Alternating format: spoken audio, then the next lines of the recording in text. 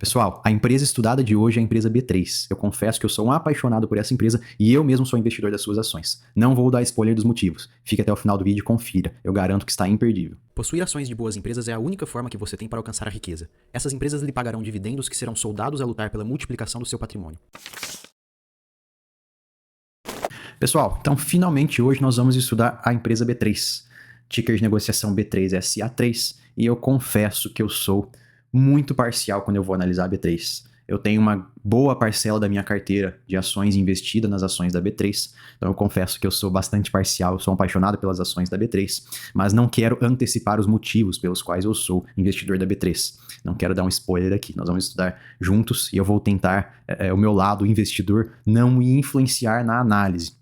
Eu vou tentar analisar ela o mais imparcial possível junto com vocês. Nós vamos estudar as ações dela para saber se realmente é uma boa ação para ser adquirida, para ser investida. Bom, a B3, vocês já devem estar cansados de saber, é a única bolsa de valores atualmente de grande escala, claro, de larga escala, autorizada a fazer IPOs no Brasil, a negociar o mercado de capitais no Brasil. Há um burburinho de uma nova empresa que vem aí no estado do Rio de Janeiro, dizem que ainda no ano de 2025, mas por enquanto nada concreto, são apenas algumas conversas. A B3 ela possui atualmente 400 empresas listadas em diversos nichos de atuação e segmentos, de forma que não tem realmente nenhuma concorrência hoje, quando nós falamos de bolsa de valores, a nível Brasil para ela.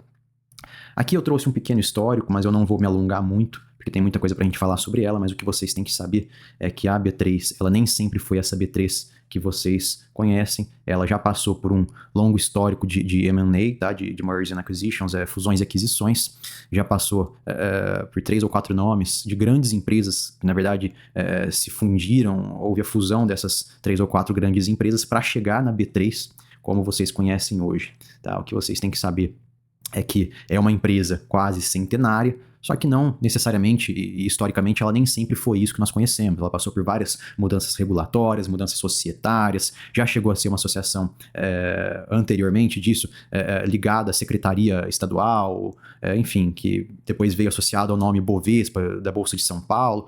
O que vocês têm que saber é que a B3 passou por grandes mudanças regulatórias nesses quase 100 anos de existência, de forma que mostra que uma capacidade dela de se adequar e passar por períodos históricos de quase 100 anos de existência, mantendo a sua, hoje, domínio de mercado absoluto, né?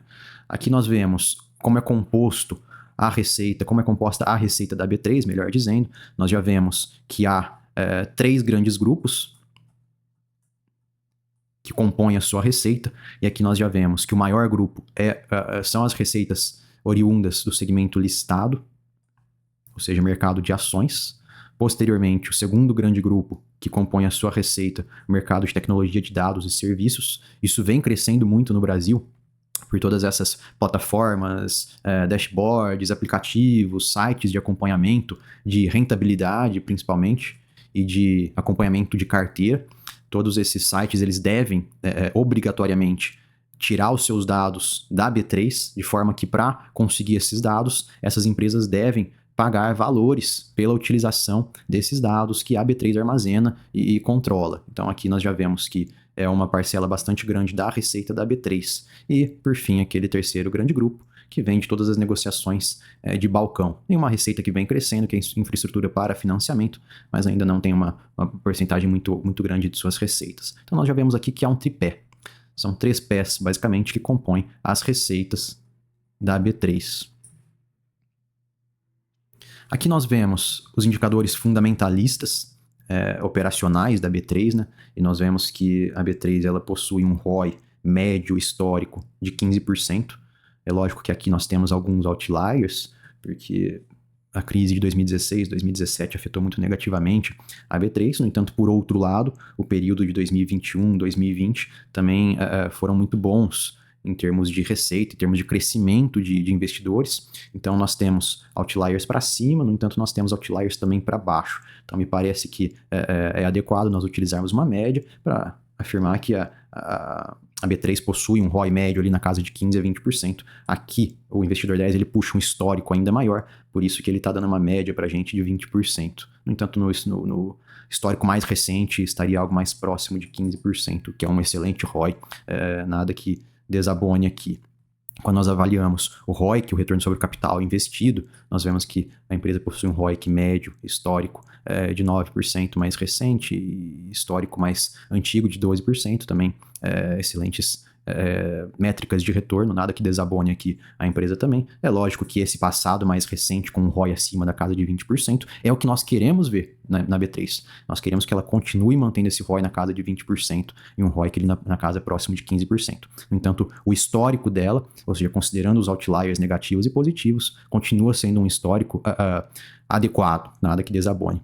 E aqui um fator extremamente positivo para a B3, que ela possui uma média, uma margem líquida, melhor dizendo, de 43%, que é uma margem líquida muito alta mesmo. Ou seja, de tudo aquilo que ela possui de receita, 41% é a margem de lucratividade da empresa, de tudo aquilo que é sua receita. É uma margem líquida absurdamente alta, tendo a dizer que uma das mais altas de toda a Bolsa de Valores.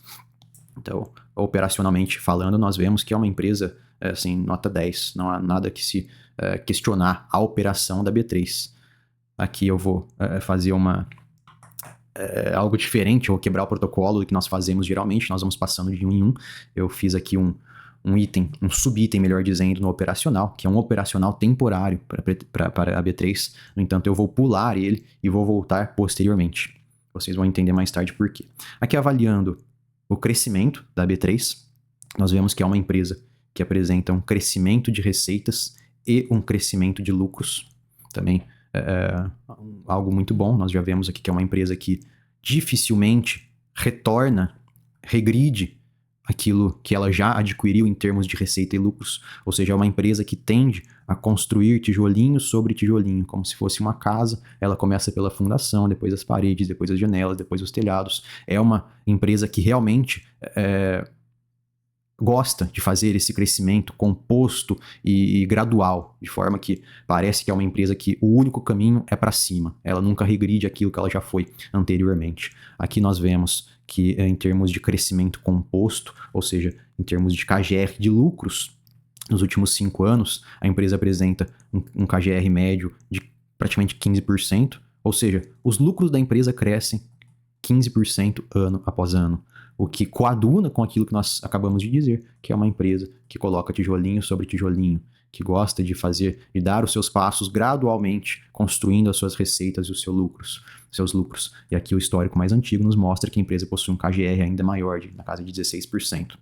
No passado mais recente, ela entregou um KGR altíssimo. No entanto, isso se deve muito ao período do governo anterior, que houve uma influência muito grande, né, para os investidores irem para a B3, investir no mercado de capitais, o que acabou trazendo ainda maior lucratividade para a B3. Agora nós vamos passar para os moats, que são as vantagens competitivas que a B3 apresenta. E aqui já o primeiro moat, que é inegavelmente um dos melhores moats de toda a Bolsa de Valores, que é o monopólio natural. A B3 é a única Bolsa de Valor em grande escala, em larga escala, autorizada no Brasil a atuar nesse mercado de intermediação de ações. Portanto, todas as empresas, brasileiras ou não, que pretendem abrir o seu capital e fazer um IPO, elas necessariamente precisam do serviço da B3. Não existe uma alternativa. É lógico que nós devemos lembrar que há esse risco de uma bolsa que está em discussão para ser aberta no Rio de Janeiro. No entanto, ainda são discussões. Há uma conversa de que abrirá ainda no ano de 2025, no entanto, nada concreto. Por enquanto, a B3 continua possuindo um monopólio, ou seja, ela é a única empresa que faz o que ela faz no Brasil. E além disso, nós temos que lembrar que é um mercado de atuação com uma regulação extremamente forte. Não é fácil para outra empresa chegar no Brasil e falar que vai fazer a mesma coisa que a B3 faz. Afinal de contas, essa empresa vai enfrentar questões regulatórias. Ela vai inegavelmente e inquestionavelmente ter que passar por entraves regulatórios que, além de demandar uma quantidade de investimento muito alta, ainda vai demandar tempo para passar por esses entraves e por essas questões regulatórias, para começar, então, a exercer a mesma atividade que a B3 já exerce há 100 anos. Portanto, aqui nós já temos alguns dos moats que eu julgo os mais fortes de toda a Bolsa de Valores brasileira. uma barreira de entrada absurdamente alta regulatória e um monopólio, que somados garantem à B3 uma fórmula, um composto que é muito difícil de ser replicado. Isso me atrai demais, eu confesso que são questões que me chamam muito a atenção e que me fizeram me tornar um acionista da B3. É lógico que não apenas isso. Ela possui também, em razão desse fato de ser um monopólio, um poder de precificação. Pensem, todas as empresas brasileiras que dependem da B3 para fazer um IPO, elas ficam sujeitas a pagar as taxas que a B3 cobra para prestar esse tipo de serviço. Não apenas as empresas. Pensem naquelas plataformas de acompanhamento das suas carteiras, que dependem dos dados que são armazenados e tratados pela B3, que serão comprados por essas plataformas. A única forma de acessar esses dados é comprando da B3, que possui monopólio. Portanto, tudo nos leva à mesma questão, que ela possui um poder de precificação que poucas empresas possuem. Ela pode ditar qual será o preço. É lógico que não significa também que ela vai praticar preços abusivos, mas ela tem uma capacidade de precificação muito acima do que o normal. Ela possui hoje receitas diversificadas, como nós vemos anteriormente, ela possui um tripé de fontes de receita, que isso compõe uma certa diversificação de suas receitas, até mesmo dentro dos nichos, ou seja, o nicho de mercado de capitais, de ações, possui diversificação, aluguel de ações, possui as receitas oriundas das listagens, a venda dos dados, enfim, realmente ela possui diversificação de receita muito grande hoje. E aqui, por fim, eu trago as vantagens regulatórias, que eu já trouxe isso dentro das barreiras de entrada. Passando aos riscos, como nós sempre fazemos inicialmente, nós avaliamos a dívida da empresa, e aqui nós já vemos que a B3 é uma empresa que possui um histórico de dívida negativo, ou seja, é uma empresa que geralmente é caixa líquida, ela possui em caixa dinheiro suficiente para pagar as suas dívidas de curto, de médio e de longo prazo. Fator extremamente positivo para a B3, principalmente sendo uma empresa localizada no Brasil, que possui uma Selic muito alta. É muito importante a empresa fazer e apresentar um controle de dívida, e isso a B3 assim, passa com louvor, nota 10, ela sempre teve dívida negativa. E aqui eu trago alguns riscos que eu mantenho mapeadas para a B3. Isso daqui é algo que me preocupa um pouco com ela, eu confesso. A capacidade da concorrência internacional. Nós já vimos nos últimos 5 anos um aumento muito grande de empresas brasileiras procurando as bolsas internacionais para serem listadas. Nós temos aí Nubank, nós temos Inter, que são empresas excelentes, que eu gostaria de ser acionista, por exemplo, o Inter. No entanto, hoje eu tenho algumas ressalvas com investir em ações por meio de BDRs.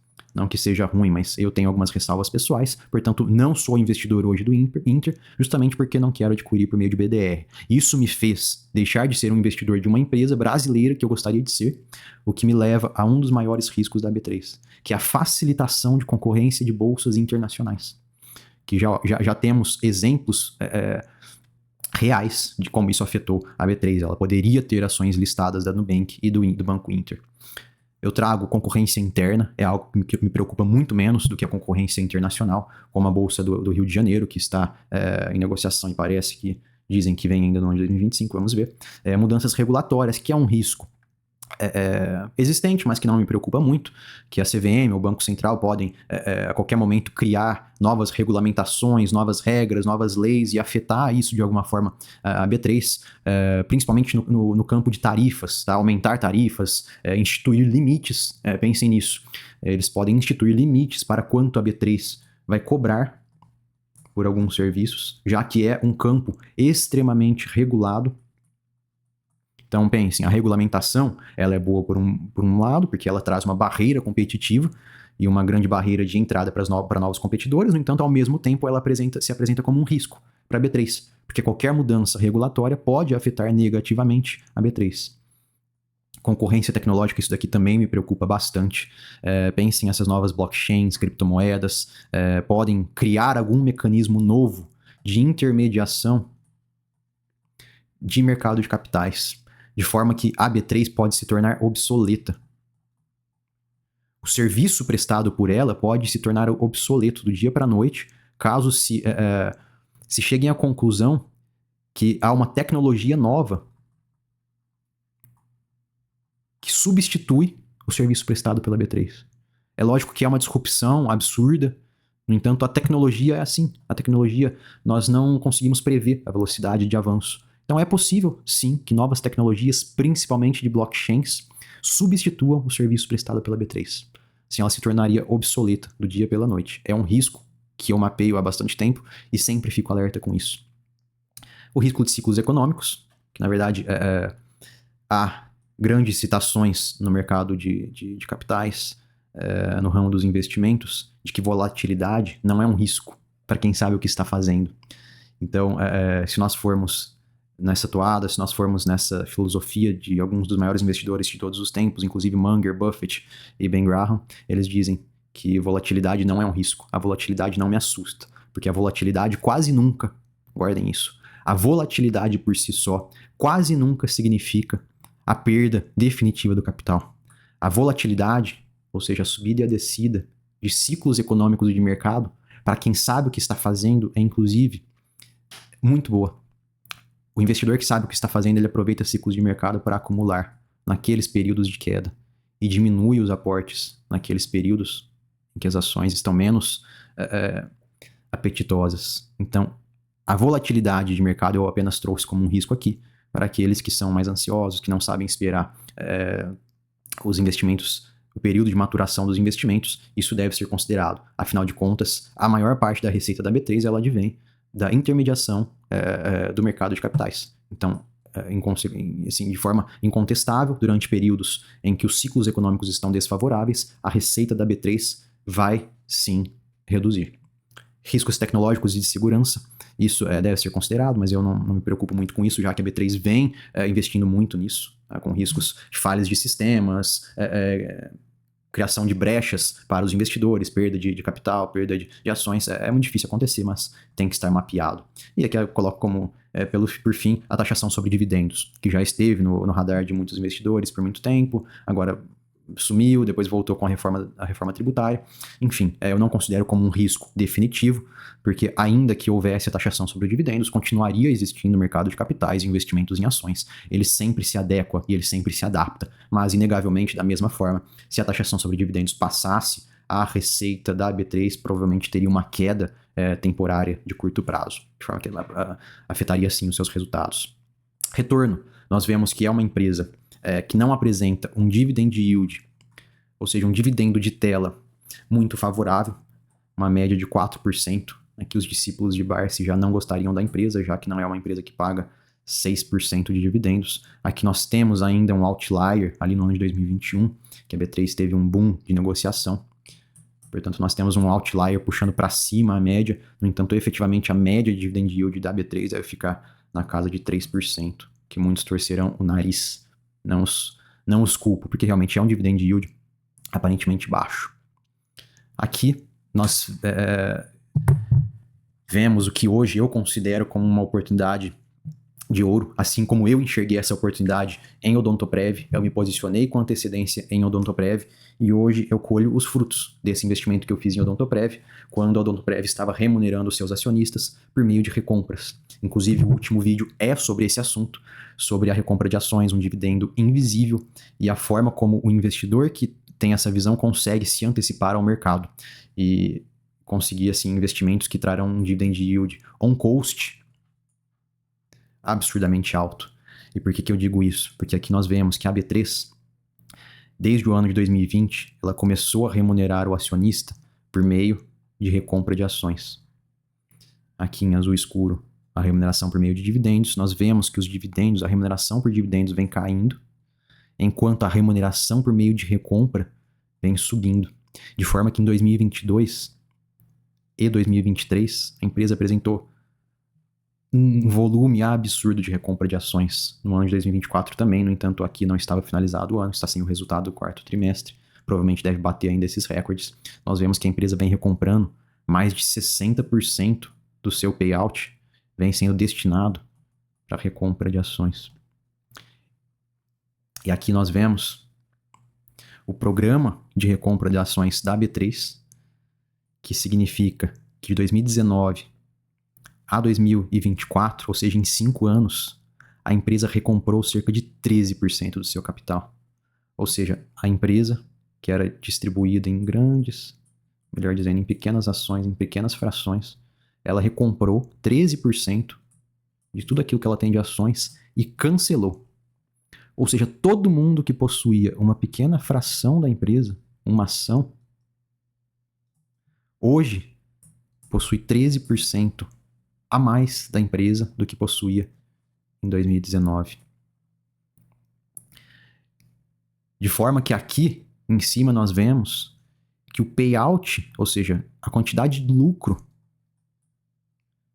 da empresa que vem sendo destinado para a remuneração do acionista,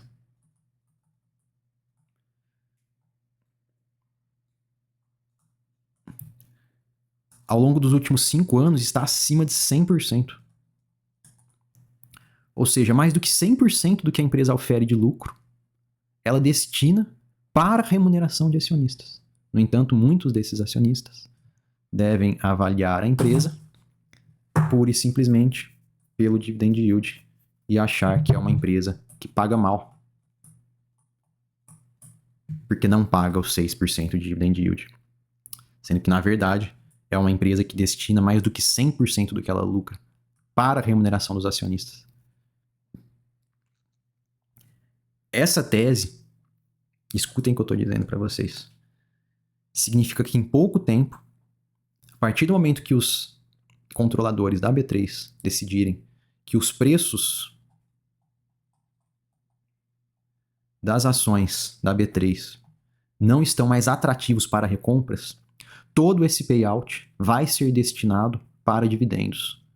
De forma que apenas a destinação de 60% do lucro que está indo para a recompra, apenas que o fato de que isso seja redirecionado para dividendos, já significa que o dividendo de tela de hoje quase triplicaria. Ou seja, o dividendo de tela de hoje de 3%, nós estamos falando de um dividend yield de 9% a 10%. Sem considerar o efeito das recompras de exclusão de ações e, portanto, de majoração como consequência daquele capital proporcional que você tem dessa empresa. Portanto, guardem isso. Quando vocês virem a B3 redirecionando o que ela paga em recompra hoje para dividendos, vocês vão ver uma das empresas que mais paga dividendos em toda a Bolsa de Valores. E aí vai ser correria para comprar. Aqui avaliando os preços. Aliás, vamos voltar lá no operacional temporário, que eu disse que eu abriria uma exceção. Uma das minhas segundas teses para a B3. A minha segunda tese para a B3 está aqui. Neste gráfico vocês entendem por que eu gosto tanto dessa empresa. Esse gráfico ele demonstra o posicionamento do capital investido por fundos no mercado de ações. Em laranja nós vemos a Selic. Nesse gráfico cinza nós vemos o volume de capital aplicado pelos fundos. E em cinza escuro nós vemos a porcentagem da alocação dos fundos em ações. De forma que, em 2024, apenas 8% de todo o capital dos fundos está sendo destinado para o mercado de ações. De forma que já houve períodos onde os fundos posicionaram em 20% de todo o dinheiro aplicado, o capital aplicado em ações. E o menor valor já registrado foi no ano de 2016 e 2017, na crise do impeachment, que estava acima do que está hoje. Portanto, hoje, os fundos estão posicionados em quase metade da sua média histórica.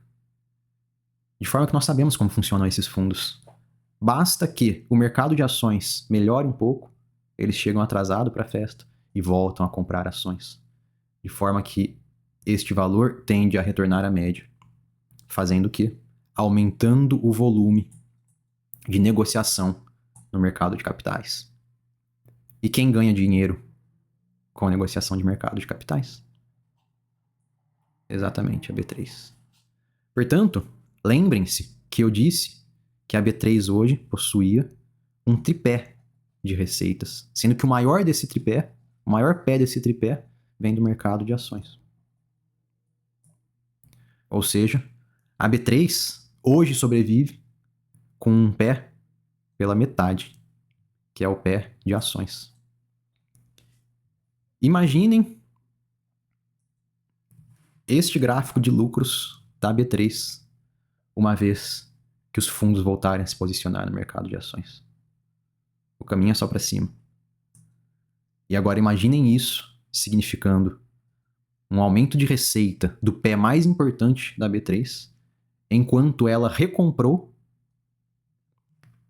13% e cancelou das suas ações. Ou seja, é uma empresa que está 13% menor em termos de volume acionário e está andando com um pé pela metade. Vocês entendem quando eu digo que a B3 é um foguete com os propulsores desligados? E vocês estão vendo isso primeiro aqui.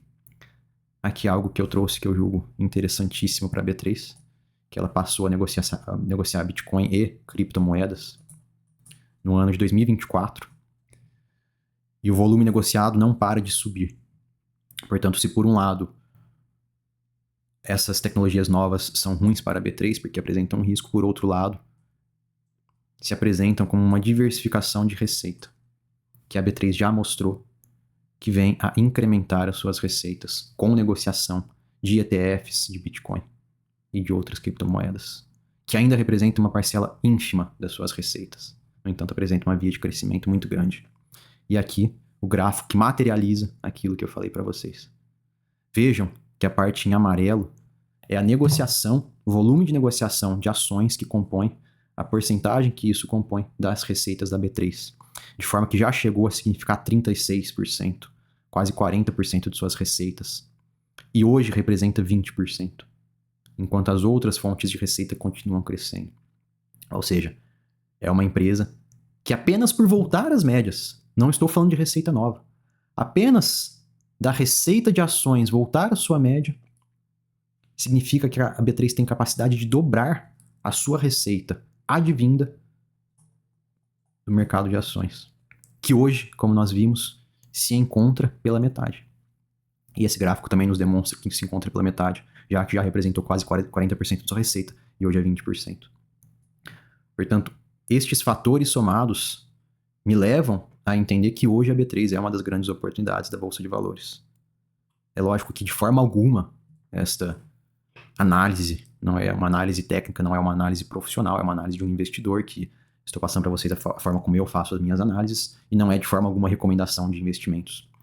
E aqui nós vemos os preços da B3 que se encontram lateralizados nos últimos 5 anos. Ela se encontra fechada em uma faixa de preço e oscilando dentro dessa faixa de preço. De forma que as médias históricas nos mostram que a B3 se encontra abaixo dessas médias e que em algum momento pode voltar a se apresentar às médias históricas. Pessoal, essa foi a análise de B3, uma das minhas investidas, eu confesso. Deixem feedback, me digam se vocês também são investidores da B3, se pretendem se tornar, se você acha que é uma empresa que paga pouco. E, claro, deixem um feedback para ajudar nos futuros vídeos. Obrigado e até a próxima. E não esqueça, uma vez formado o seu exército de dividendos, será questão de tempo até que os juros compostos lhe tragam a riqueza.